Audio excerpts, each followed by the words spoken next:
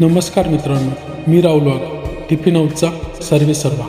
Tiffin house नाव साधं वाटेल, पण यामागे एक खूप मोठा आणि भावनिक प्रवास आहे.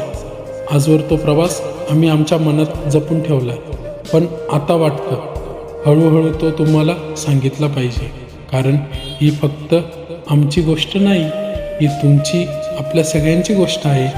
घरचं अन्न, घरचं प्रेम आणि घरचं आपलेपणा हेच घेऊन आम्ही रोज एक टिफिन तुमच्यापर्यंत पोचवतो. तुमच्यासाठी टिफिन म्हणजे नुसतं जेवण नाही, तर एक नातं आहे, जिथे स्वयंपाक आपला पण टिफिन तुमचा.